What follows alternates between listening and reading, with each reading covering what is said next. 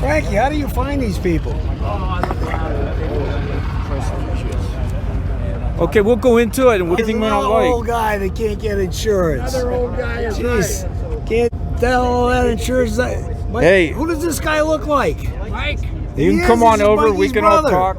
This is Joe Gano, Rob on the job here, Mike's brother, and Phil Fogg. Phil Fogg. I know that name. I remember you were at the service down in Apple Valley. Yeah. Hey, we were just talking about Mike a little bit. If you want to kind of get in a little circle, and anything you want to say about Mike and the racing here at Reno, go right ahead. Well, from my standpoint, some of the best races I've ever had was against Mike. He had the Viper, and he was racing against Kurt Brown up front, and I was behind in Pipsqueak, which is an L-39. And every year we thought we could make Pipsqueak faster, and we just couldn't.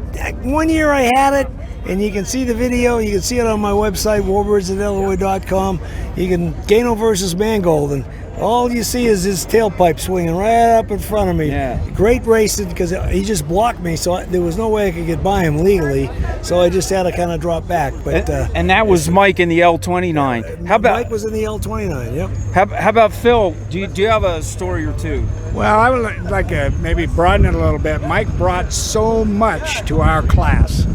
His knowledge, his general sense of what was right and wrong, his ability to instruct at a level higher than we'd experienced at the time. He brought so much to our class, right up to his ability to party at the banquet on Sunday night. Mike had it all. He was a great racer, and we will always miss him. What a great guy. That's awesome. Was he real safety conscious? Did he have any rules about performance tuning on the jets?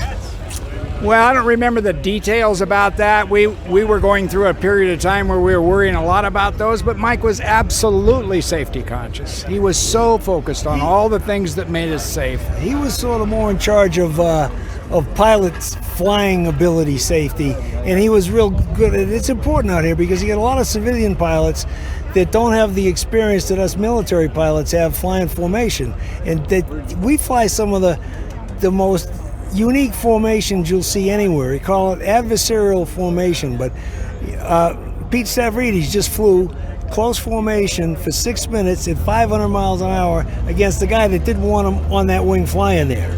And the other thing is when the race starts, which I always found was the worst part of the race, was we come down the chute to enter the course, and it's 8 ship abreast. Even the Blue Angels don't do 8 ship abreast. So Mike was really good at making sure the pilots that were out there knew we're okay, we're going to be safe. And that's the big thing. The other thing I was always amazed at Mike, we both instructed for a number of years at Highline Racing Seminar. He would go out with a student, and he would lead or fly in this whole formation. He'd come back with every specific right and wrong that happened in that entire flight, and I couldn't even begin to keep notes that fast or remember the details that he would bring back to the debriefings in such detail that everybody benefited from the experience. It was amazing. More importantly, he delivered it beautifully. We used to have a head instructor pilot that was just, we call him a screamer in the Air Force. And everybody did go, oh, he doesn't like me. Well, no, he likes you, he just doesn't want you to get hurt. Mike was able to deliver the message so that people heard it. And that was really critical. I mean, he was great at that.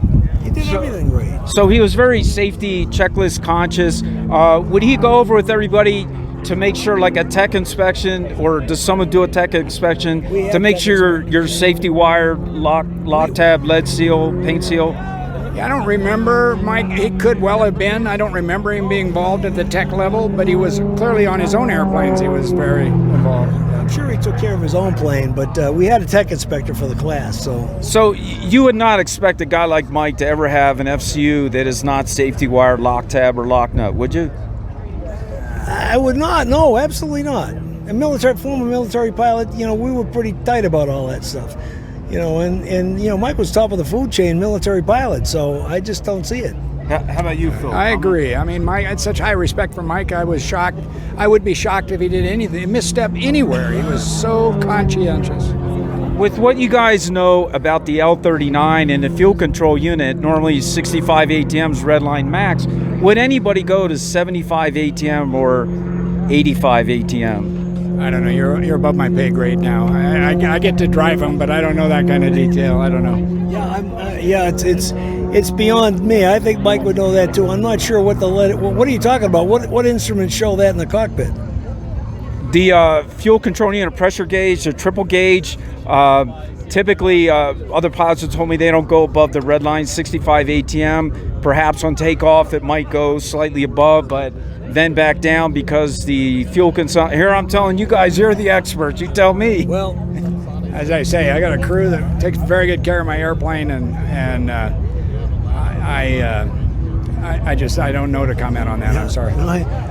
When I'm not flying jets, I'm a finance guy, so I'm not real good at that stuff either. I got a great crew, and I rely on them to make sure we're in good shape. So we telemeter our instruments, and they check them after the flights. So we keep a pretty close eye on stuff. You know what? Thank you so much, Joe and Phil, and I'm so glad we ran into you here in the pits, and we will see you again next year, hopefully. All right, Thank thanks. you. Nice talking.